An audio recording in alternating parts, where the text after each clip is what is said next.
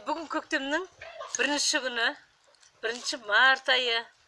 Осы уақытта біз бала кезімізде көшеде су ағып сарқырап, балалар қайық жасап суға ағызып, көңілденіп қуанып жүретін.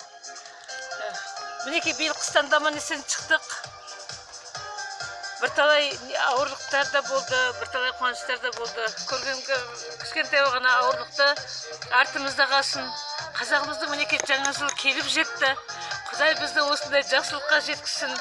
Алдағы осы жылымыз, жылдың аяғына дейін, келесі жылы осы уақытқа дейін көңіліміз тыныш, қарнымыз тоқ, күніміз ашық, міне аспан бүгін шайдай ашық. Жанымыз таза, төңірегіміз тап-таза, осылай күліп ойнап бала шағамызбен, семьямызбен, туған туысымызбен түгел аман есен болайық. Артындағы асауым, алдағы өзім, аталарың, үшеуміз алда орталарында бала шаға, бәріміз аман болайық, бәріңе амандық тілеймін, дендерің сау болсын, бастарыңыз аман болсын. Алыстағы құда жекжаттымыз, олар да аман есен болсын, әбен Светик. Ана жақта жанашымыз, Нұржұмамыз бар, тағы да басқа құда жекжаттарымыз бар, бұл жерде Асылбегіміз бар, Гүлнәріміз бар дегендей. Барлықтарыңызға мына жаңа жыл, 1 жыл көктем айы құтты болсын деп құттықтағым келеді. Барлықтарыңыз бастарыңа бақыт, денсаулық, зор денсаулық, бірлік береке берсін.